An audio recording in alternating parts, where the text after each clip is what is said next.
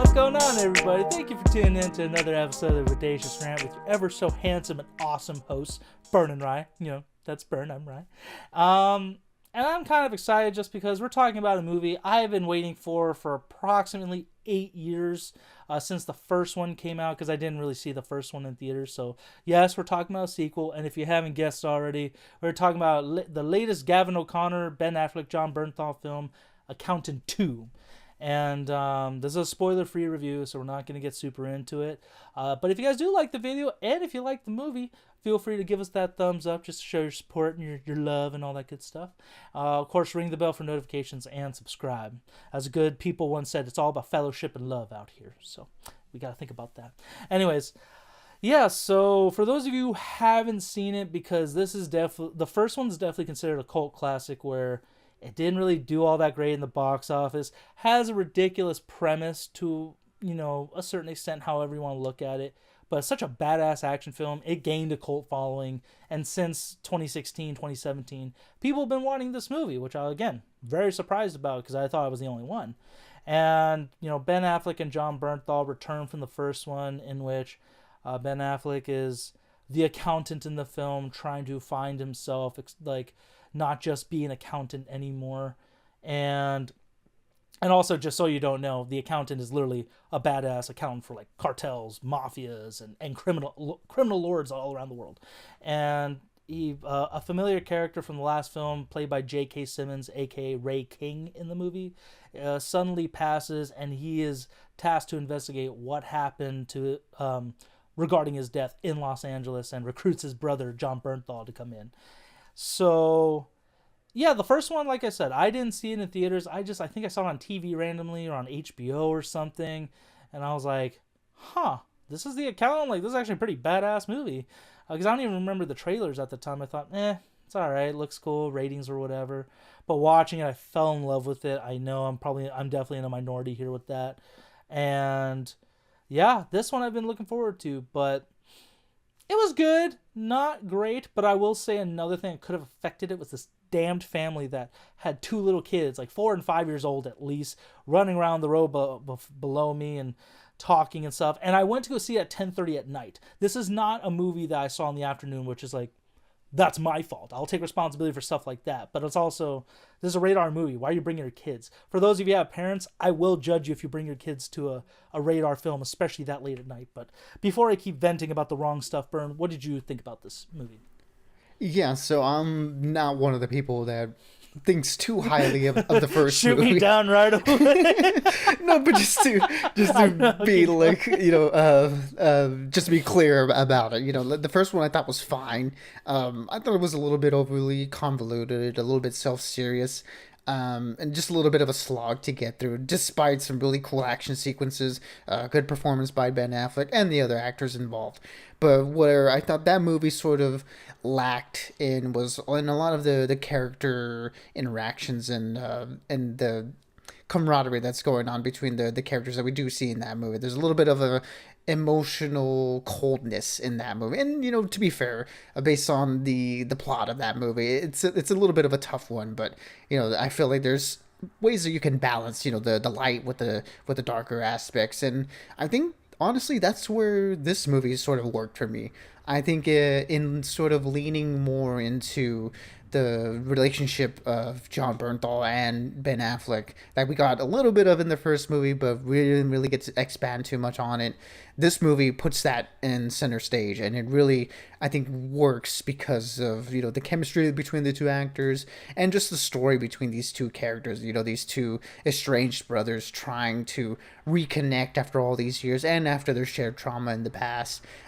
Gavin O'Connor as a director, I think, works really well when working with characters and, you know, people and their interpersonal relationships and bonding, and, you know, a lot of the good that comes with, you know, these relationships, and a lot of the bad that comes with it. And I think, yeah, that's where he really shines as a director. And, you know, not to say that his action isn't good. I mean, what we got in the first movie was pretty cool, and the little that we do get of it in this movie is pretty kinetic.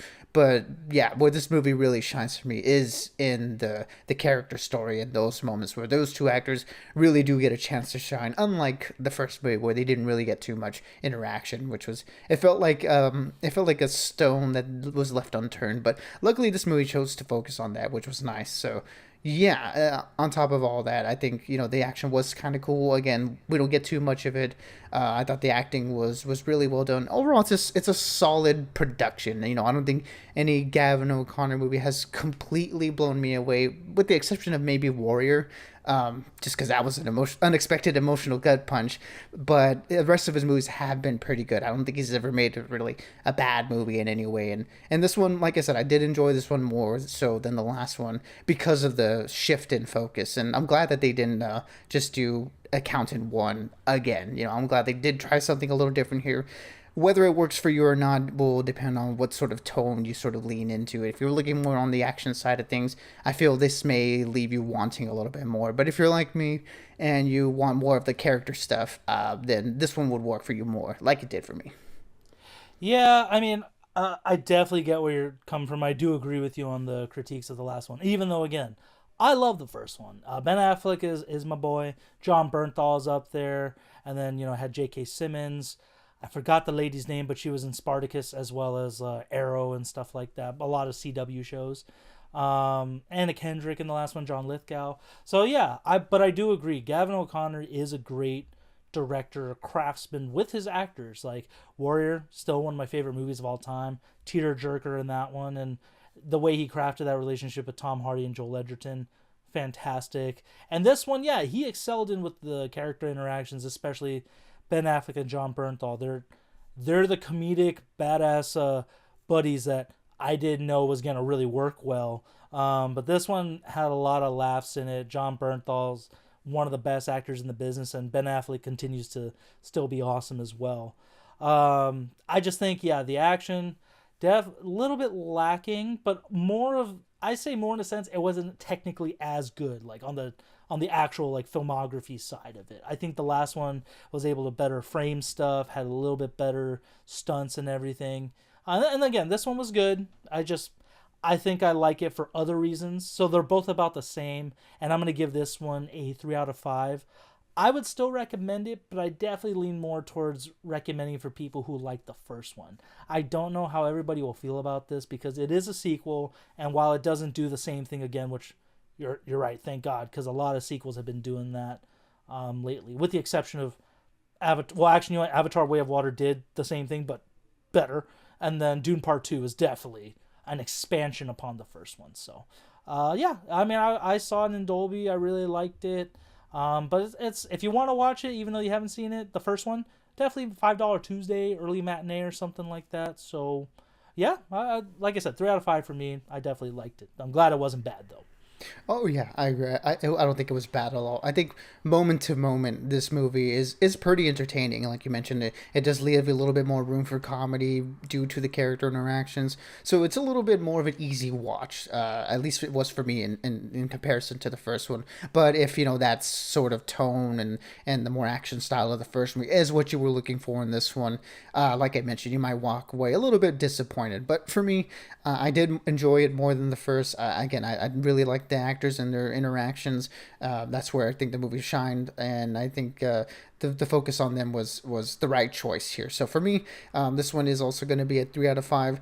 Nothing crazy, it's just a solid, good time at the movies. If you've already seen something like Sinners and you're looking for something else to watch, you can do worse than this, and I think you'll walk away from this one being entertained if you're going in with the right mindset. Yeah, and I'm like, while I said I'm glad this movie isn't bad, it's definitely nowhere near my top 5 compared to like Warfare, Mickey 17, and of course Sinners. That movie's still dominating my brain, partially because, spoiler, I have seen it 4 times now. I love it. It's one of the few blockbusters I can say proudly that I've gone back to see in theaters multiple times. So, yeah, for those of you who, it's 3 out of 5 for both me and Burn. Not bad, but nothing too special. But it's also especially trying to follow up Sinners. Like, come on, Not a lot of movies are going to do that this year. So, if you guys did happen to like the movie or, favorite scene, favorite character, feel free to let us know in the comments. Until next time, everybody, Andor's back and got a lot more movies come out. May is going to be another stacked month. So until next time, stay bodacious and keep on ranting for us. Absolutely, everybody. Be good, be safe, and as always, we'll catch you all on the next one.